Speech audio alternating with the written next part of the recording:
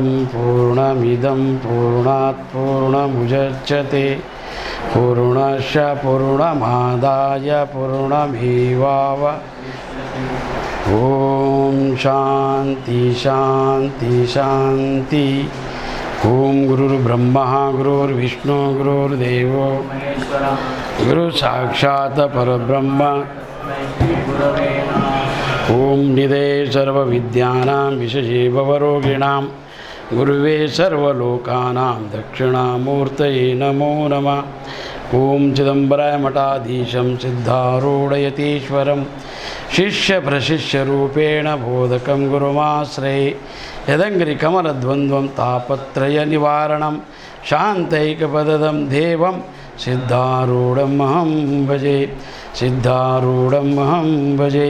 सिद्धसद्गुरुपादाब्जं जननिजनकस्ततः तदुपदेशकर्तारं नत्वा भक्तिपुरासरम् अखण्डमूर्ताय शिष्यतापशान्तकराय सच्चिदानन्दरूपाय श्रीगुरु भीमाशंकर नमो नमः। ओम सरस्वती नमस्तुभ्यं वरदे रूपकामिने विद्यारंभं करिष्ये मे सिद्धिर्भवतु मे सदा। ओम यं ब्रह्म वरुणेन्द्र रुद्रमरुतास्तन्वन्ते दिव्यस्तवै वेदै साङ्गै पदक्रम उपनिषदा गायन्ति यं सामगाः। ध्यान अवस्थिततद्गतेन मानसा पश्यन्ति यं योगिनो यशान्तं नाविदुसुरासुरगणः। देवाय तस्मै नमः देवाय तस्मै नमः।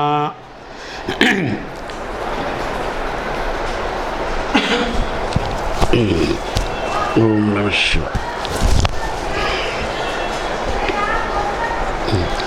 आरूढ़ ज्योति जगत ज्योति जगदगुरु सिद्धार्थ स्वामी जी को अभिवंदन करते हुए प्रातः स्मरणीय श्रद्धेय वंदे आदरणीय सद्गुरु भीमाशंकर स्वामी जी को तत्स्वरूपी भगवतान सरस्वती महास्वामी जी को अभिवंदन करते हुए परमात्मा स्वरूपगण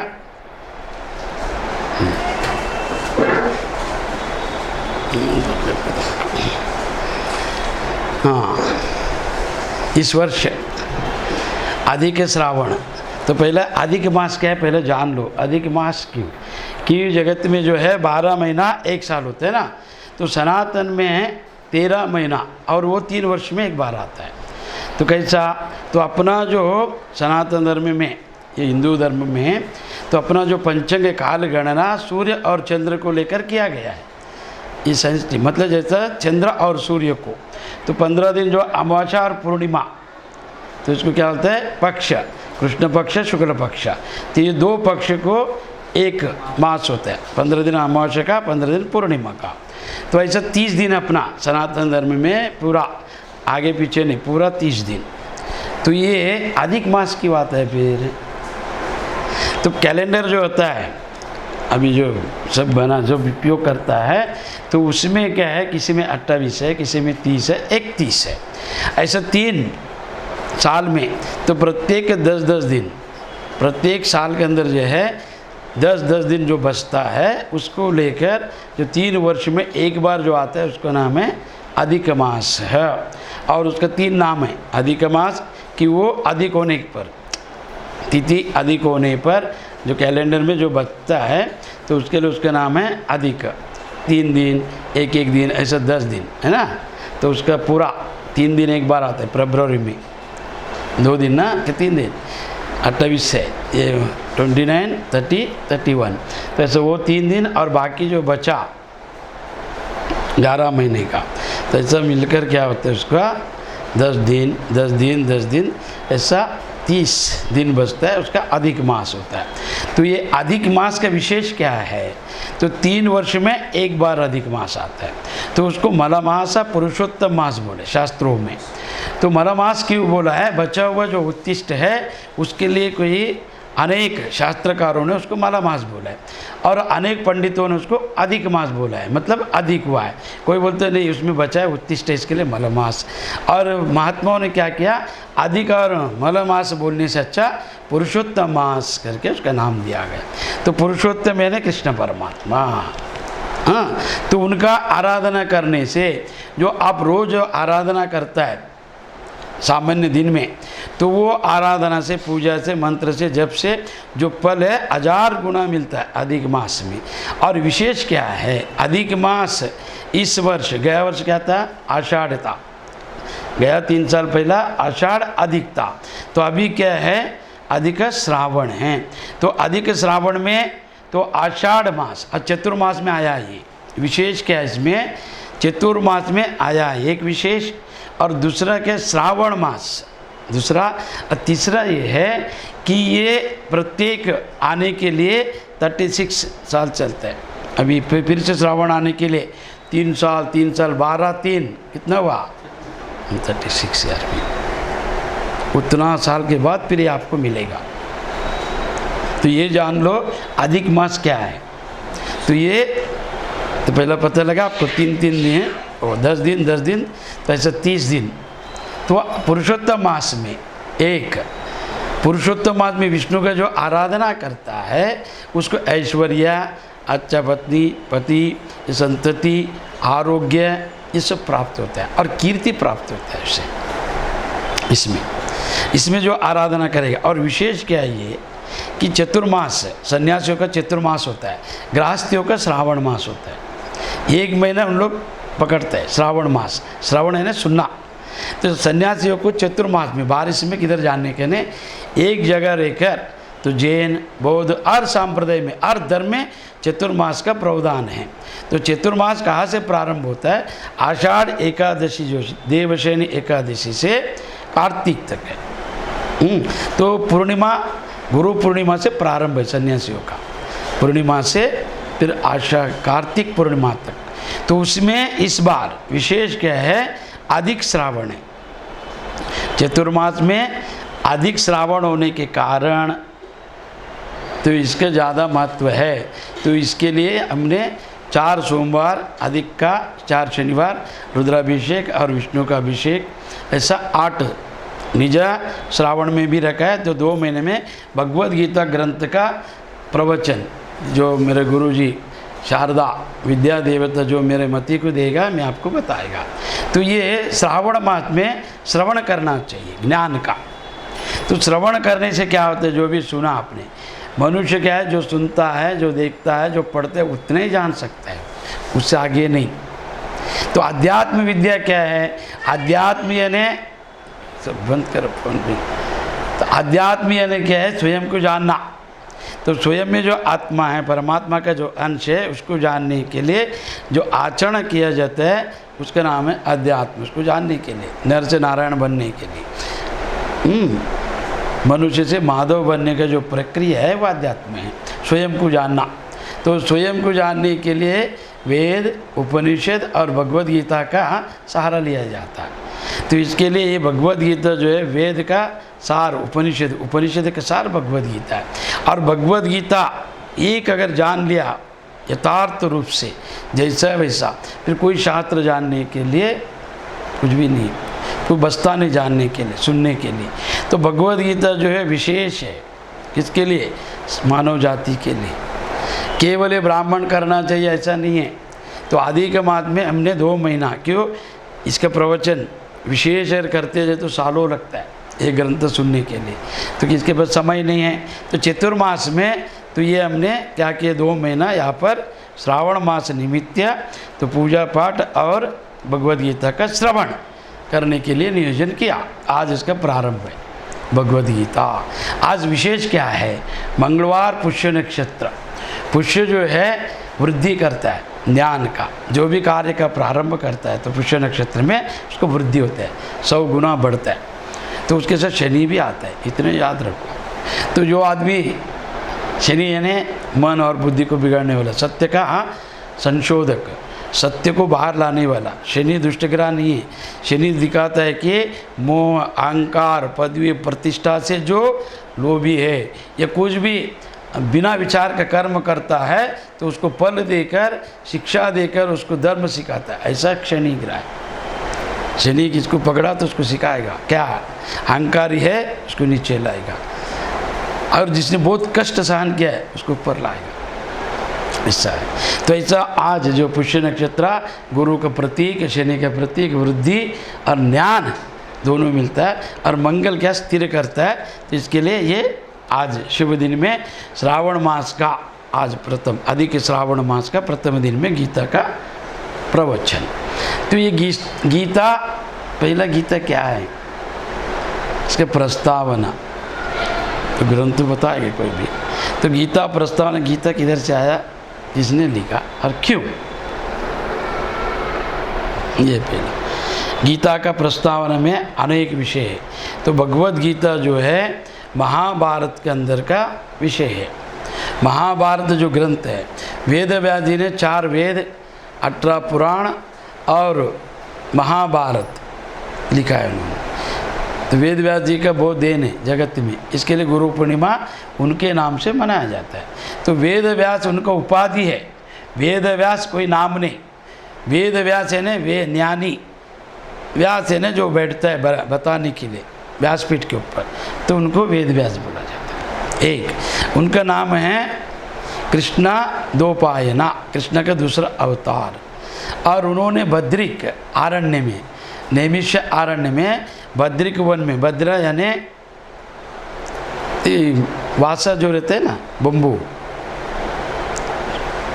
बम्बू का वृक्ष के नीचे तपस्या की, इसके लिए उनका नाम बद्री, बादरायण उनका नाम है बादरायण। और उनका वास्तविक जो नाम है कृष्ण द्वैपायन, और तपस्या किया करके उनका नाम पड़ा बादरायण। बद्रिक वन में तपस्या किया बादरायण। और वेद को विस्तार किया, एक ही वेद था तो वेद समझ में नहीं आता था, इतना कठिन विद्या, तो इतना जटिल। अपौरुष स्वानुभवते स्वतंत्रते, तो अपना जो सनातन धर्म है, कोई वेद जो है किसी का मुख से नहीं, जैसे आदमी जन्मता है श्वास अपने आप आता है, तो जन्म से मरने तक वैसा सहज उत्पत्ति हुआ जो है ब्रह्मा के मुख से, वह है वेद। तो वेद कोई व्यक्ति ने लिखा नहीं, इसके लिए उसका काल गणना नहीं है, उसके लिए उसका नाम सनातन है, तिथि नहीं है, वार नहीं है कि ये टाइम में इसका उत्पत्ति हुआ है, ऐसा नहीं, तो इसके लिए सनातन है। तो वेद का विस्तार किया है किन्होंने, वेद व्यास जी ने। तो उनका देन जगत में बहुत कुछ है। क्या किया उन्होंने, एक वेद को 4 भाग में विभाजन किया, और 4 भाग में विभाजन करके उसको 2 पार्ट बनाया, कृष्ण यजुर्वेद। उन्होंने क्या किया है, शुक्ल यजुर्वेद और कृष्ण यजुर्वेद 2 भाग, और 3 कांड में बांटा उसको, कर्मकांड, उपासना, ज्ञान कांड में। फिर ऐसा वेद को विस्तार करने के बाद 18 पुराण लिखा कि वेद समझ में आएगा नहीं आएगा पता नहीं, तो एक काव्य के रूप में, एक नाटक के रूप में, पात्र के रूप में जीव का गति क्या है, जीव क्या क्या करता है, उसका फल क्या मिलता है, ज्ञानी को क्या, अज्ञानी को क्या, कामी, क्रोधी, लोभी, तमोगुण, सत्वगुण, उनको क्या क्या फल मिलता है। तो उनको उन्होंने दृष्टांत के रूप में वेद समझाने के लिए, जो सूक्ष्म विद्या है उसको समझाने के लिए उन्होंने क्या किया, 18 पुराण लिखा। अब पुराणों का तात्पर्य क्या है, क्या है उसमें पुराणों में, तो जीव का गति, उसका मति के अनुसार आचरण करता है, फिर उसकी गति क्या होता है उसके बारे में उन्होंने 2 ही बोला है। क्या, अष्टदशा पुराणेषु व्यासद्वय वचनम परोपकार पुण्यम परपीड़ पापनम। तो व्यास जी ने 18 पुराण के सार जो निकाला, तो उन्होंने बताया कि जो उपकार करता है बिना लालच का, बिना आकांक्षा का, बिना पदवी प्रतिष्ठा का, तो उसको जो पुण्य मिलता है वो उसको सुख देगा, परोपकार पुण्यम। और बिना कारण किसी को ईर्ष्या से सताता है उसको पाप मिलता है, उसका फल है दुख। और वो दुख किस तरह रहता है, तो प्रत्येक व्यक्ति का अपना अपना स्वभाव के अनुसार कर्म करता है, तो वो कर्म को देखकर फल उसमें वर्णन किया है, उसका नाम है पुराणा, उसको बोला है पुराण। और पुराण क्यों बोला है, तो पुराण यानी पुरा नवा इति पुराण, वो बहुत पहला लिखा है वेद और पुराण। पर जब सुनता आदमी, जब सुनने को बैठता है, जो सुनाता है उसके लिए नया है, समझा, सुनने वाला, सुनाने वाला, तो उसके लिए नया है, तो इसके लिए उसका नाम है पुराण। और इतिहास किसको बोला है, जो काल के अनुगुण, काल में उस देश में घटा हुआ जो है मतलब प्रत्यक्ष जो हुआ है उसका नाम है इतिहास। जो घटना घटा नहीं, काल पता नहीं, कल्पना करके बोल रहा है तो वो इतिहास नहीं, वो इतिहास नहीं। ऐसा उन्होंने क्या किया, 4 वेद, 18 पुराण और 6 शास्त्र बनाए उन्होंने। और वो 6 शास्त्र के बाद उन्होंने क्या किया, ये सब किसका समझ में आएगा नहीं आएगा करके महाभारत बनाए, पंचम वेद। और वो महाभारत में उन्होंने 18 पर्व और 70,000 श्लोक का है, अनेक बहुत श्लोक है। तो उसके अंदर ये 13वां पर्व में भीष्म पर्व के अंतर्गत श्रीमद् भगवद गीता का उत्पत्ति हुआ है। श्रीमद् भगवद गीता ये 2 ग्रंथ का नाम है श्रीमद् भगवत। एक है श्रीमद् भागवत महापुराण, एक है श्रीमद् भगवद गीता, और ये 2 कृष्ण का ही है। तो श्रीमद् भागवत महापुराण कृष्ण का लीला है, वर्णन है, आचरण है, उन्होंने जो किया है उसका वर्णन है। और वहाँ पर श्रीमद् भगवत महापुराण जो परीक्षित को किन्होंने, सुखदेव जी ने, सुख मुनि ने, व्यास जी के पुत्र ने, तो महात्यागी कृष्ण का अवतार महाज्ञानी, उन्होंने उसको वर्णन किया, बताया है।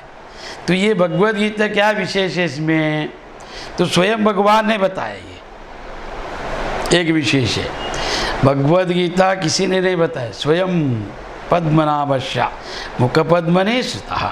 तो भगवान स्वयं कृष्ण ने वेदांत का सार जो है, उपनिषद का सार, आत्मज्ञान का जो बोध है, उन्होंने भगवद गीता के रूप में अर्जुन को निमित्त बनाकर स्वयं रणक्षेत्र में, कुरुक्षेत्र में, युद्ध भूमि में बताने वाला पहला ग्रंथ है श्रीमद् भागवत महापुराण। ये महापुराण, ये भगवत गीता होने के लिए कारण क्या है, तो महाभारत में कौरव और पांडव सब जानता है, मैं विस्तार नहीं बताएगा, संक्षिप्त प्रस्तावना जो आपको मालूम होना चाहिए कहाँ से आया ये गीता, है ना। तो इतना मालूम हुआ, भगवान ने अर्जुन को बताया। अभी आगे ये महाभारत में कौरव और पांडव दोनों था। कौरव कौन है, दुर्योधन आदि, पांडव पंच पांडव। तो ये 2 भाई है, इनके एक राज्य है, और वो धृतराष्ट्र जो है अंधा होने के कारण उनको सिंहासन नहीं मिला, राज पदवी नहीं मिला, तो उनका भाई को मिला।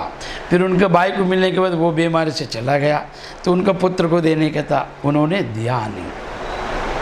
उन्होंने क्या किया, अभी मैं बैठा है, मेरा पुत्र को आना चाहिए, मैं अंधा था इसके लिए इनको मिला, हाँ अभी तो नहीं है, अभी मैं तो ठीक अंधा हूँ, मेरा बेटा तो अच्छा है, स्वास्थ्य है, बलवान है, गुणवान है, बुद्धिमान है, दुर्योधन, उसको मिलना चाहिए, उसको क्यों नहीं दे रहे। ऐसा लोभ आया। तो इसके लिए धृतराष्ट्र का अर्थ क्या है, धृत राष्ट्र, धृत ने धारण करना, और राष्ट्र को धारण किया, तो उन्होंने किसका, पदवी का। और अंधा, तो अंधा आदमी को कुछ दिखता नहीं है, ऐसा अज्ञानी। तो वहाँ पर क्या लिया है देखो, वेद व्यास ने धृतराष्ट्र को कैसे बने, एक अंधा, और वो अंधे के पास 100 पुत्र है, एक बेटी है उसका, और वो सब बलवान है, गुणवान है, मगर उन्होंने अधर्म का ज़्यादा पालन किया है, दुर्योधन आदि, और उनका प्रोत्साहन किया है। ये मोह इतना था, बच्चा कुछ भी करने दो, दुर्योधन कभी टोका नहीं, पूरा स्वतंत्र दिया, कुछ भी कर मेरा बेटा। अभी उनको लगा अभी राज्य मिला है, बेटा है मैं, अभी ये धर्मराज को क्यों देना है, मेरा पुत्र को मिलना चाहिए। तो उन्होंने क्या किया, अनेक षड्यंत्र रचा कि उनको नहीं मिलना चाहिए। फिर उन्होंने ठीक है, राज नहीं दिया भी ठीक है, युद्ध उनके लिए विष दिया, एक घर बना के जलाया। उन्होंने सबसे बड़ा गलती कहाँ पर किया, महाभारत में जुआ खेलने के लिए बुलाया, और बुलाकर वहाँ पर उन्होंने तंत्र मंत्र से और उनको फंसाकर जीता। जीतने के बाद उन्होंने पूरा राज्य को जीता, और द्रौपदी को उन्होंने क्या किया, वस्त्रहरण करने के लिए खींच के लाया। तो वो बहुत बड़ा अधर्म है, और वो अधर्म को देखते बैठे सब जितना भी है, कौन उनके पक्ष में कौन था,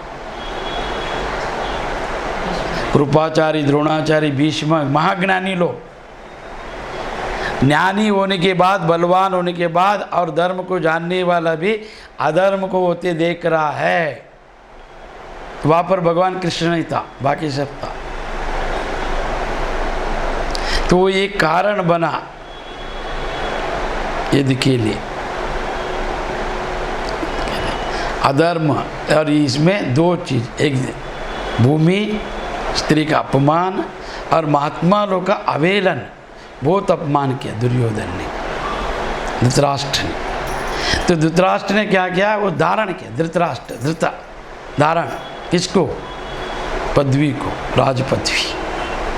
किसी में अगर आ गया ना एमएलए एमपी बनने का, वो कुछ भी करेगा, दुष्टता का सीमा ही नहीं रहती उसका, काम ही से भी आगे जाएगा वो।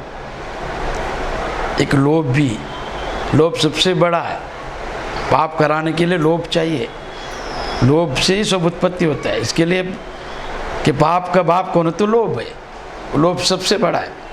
मगर वो लोभी से भी ज़्यादा कौन, कामी और पदवी। तो ये धृतराष्ट्र ने क्या किया,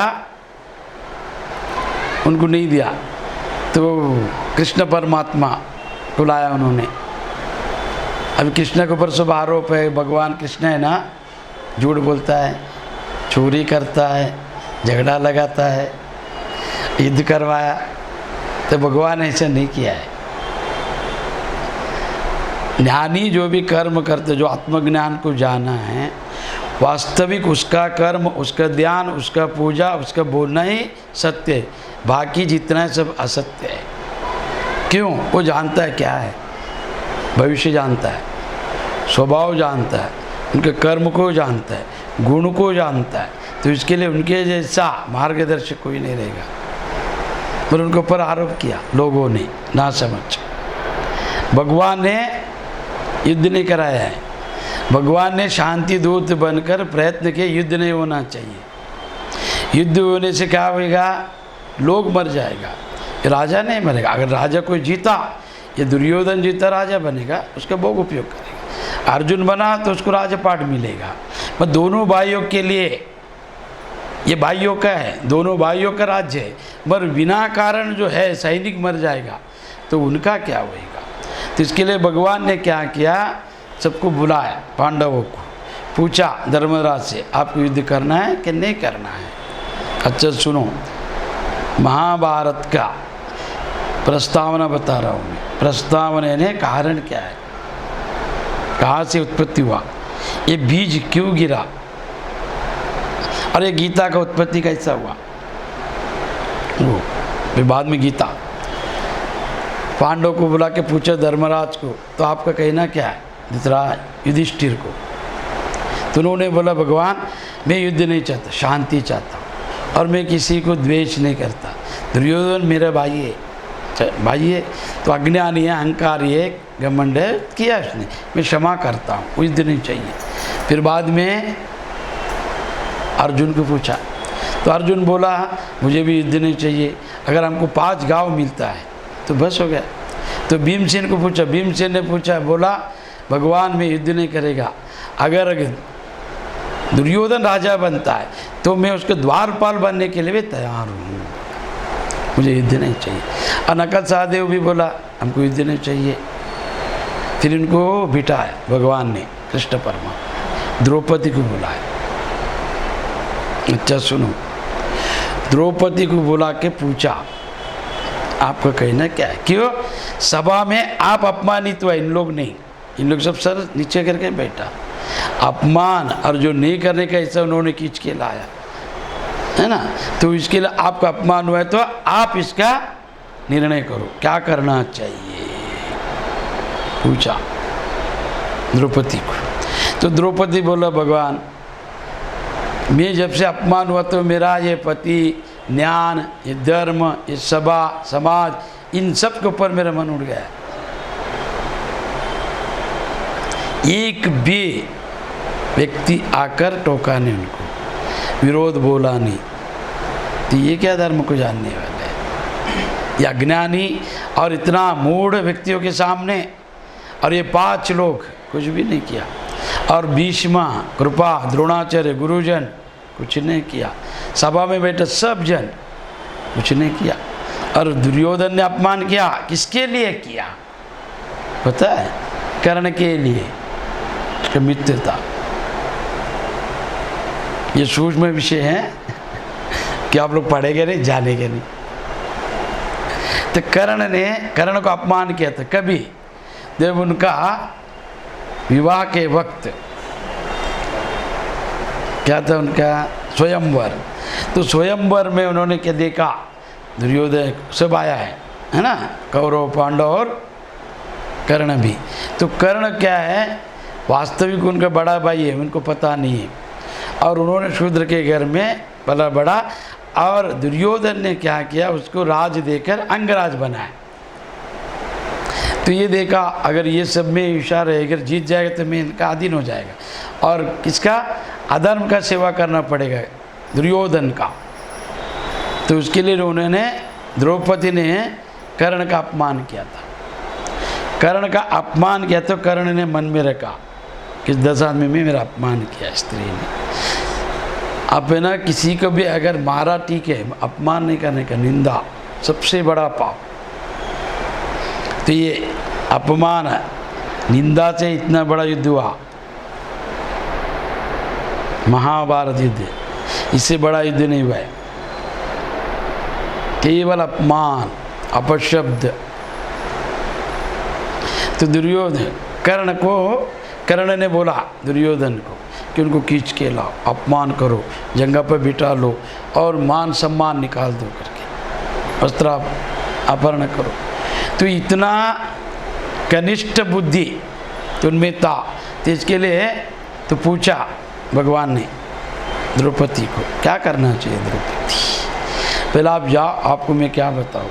अगर आप शांति दूत बन के जा रहे, आपका सुना और आप योग्य समझते, ठीक है, मगर ये तो बिना युद्ध का मुझे शांति नहीं मिलेगा। द्रौपदी ने तो कृष्ण परमात्मा वहाँ पर नहीं था, और कृष्ण उनको बचाया कि बहन माना था उन्हें, और भोजन कर रहा था वैकुंठ में भगवान।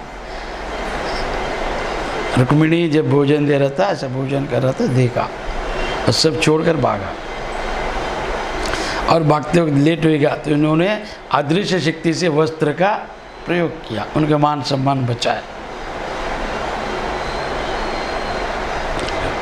भगवान ने। और उनको गुस्सा था, मन में रखा था भगवान।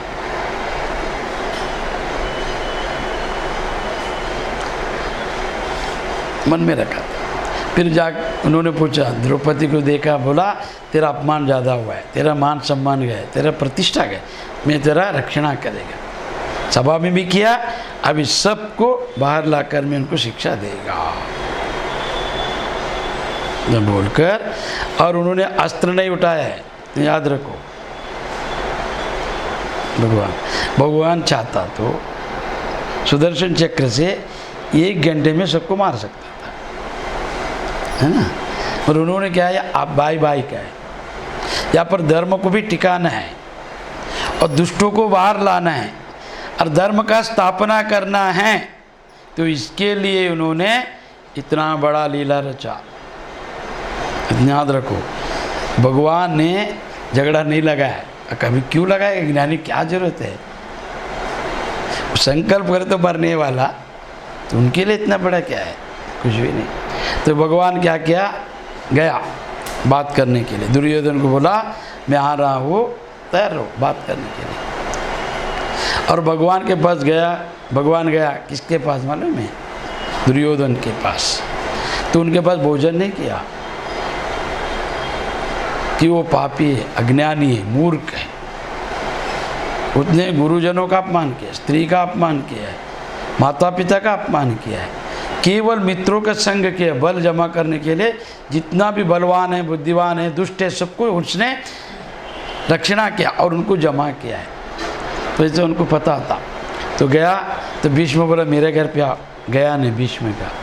द्रोणाचार्य बोला मेरे घर पे आ भोजन के, नहीं गया। तो किसके पास गया, विदुर के पास गया। बिन बुलाए विदुर के पास गया और बोला मैं आया है। तो विदुर बोला अरे बाबा, बिन बुलाए भगवान आया। तो भोजन दिया जो भी था, फिर प्रेम से कहा।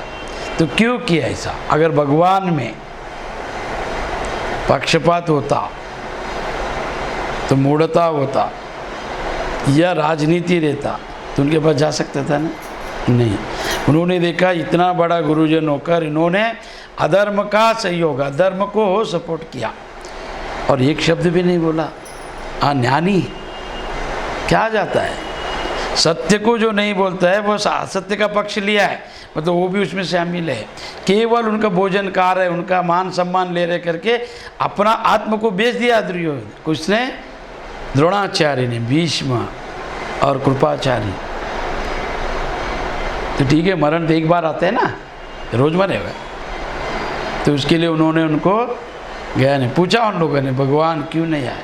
बोले नहीं, तुम अयोग्य है, तुम अयोग्य लोग, इसके लिए आपके पास भोजन नहीं करना है। तो जाकर किससे किया? विदुर से। तो विदुर के घर में भोजन करके दुर्योधन के पास गया और दुर्योधन के पास जाकर उन्होंने बोला 5 गाँव दे दो। वो बोला 5 गाँव ने सुई का उतना जगह भी नहीं मिलेगा। और शांति का उन्होंने उपन्यास सब किया। तो भगवान उन्होंने माना नहीं। फिर दुर्योधन ने क्या किया? भगवान का सेना मांग लिया, तो सेना दे दिया। बोला सेना ले लो। और अर्जुन गया, बोला सेना तो मैं दे दिया है, अभी तुमको क्या दूँ मैं, अभी युद्ध तो घोषित हुआ है। वो तो मान रहा नहीं, जितना हो गया मेरा बात का खंडन किया सब जन। अभी 5 गाँव ने सुई का इतना धागा ये नहीं मिलेगा, जागा तो तुमको युद्ध करके लेना है जो भी है। तो ये मैं सेना भी दे दिया, अभी मैं क्या करूँ? तो अर्जुन ने क्या बोला कि भगवान ये सेना एक व्यक्ति अलग है, उनके पास क्या शक्ति है? सबको चलाने वाला आप है, आप मेरे पास आ जाओ। तो भगवान क्या बोला? मैं आएगा, अस्त्र नहीं उठाएगा, मैं किसको मारेगा नहीं। तो क्या करने का मैं आके? जब अस्त्र ही नहीं उठाएगा आके क्या करेगा मैं? तो अर्जुन बोला आप मेरा वाहन ड्राइवर बन जाओ, मेरा रथ का सारथी बन के मेरे बगल में बैठ जाओ और मार्गदर्शन करो। तो भगवान एक अवतारी महाज्ञानी सारथी बना अर्जुन का, धर्म रक्षणा के लिए, मार्गदर्शन देने के लिए। तो पहला शांति दूत बनकर उनको जितना भी है नीति, धर्म नीति सब समझाया। मैं दुर्योधन नहीं सुना। तो नहीं सुनने के बाद फिर युद्ध का घोषणा हुआ। फिर युद्ध का घोषणा होने के बाद फिर सेना जमा किया। तो कौरवों ने क्या किया? 7 अक्षयोनी, मतलब तभी 7 लाख लोग किसका पक्ष में था? पांडवों के। कौरवों के पक्ष में कितना है? 11 अक्षयोनी, 11 लाख लोग था। और 11 लाख लोग, फिर उनका सेनापति, फिर हाथी, घोड़ा, ऐसा कर कर 1 करोड़ लोग, 1 करोड़ लोगों का पूरा ग्रुप गणना जमा किया।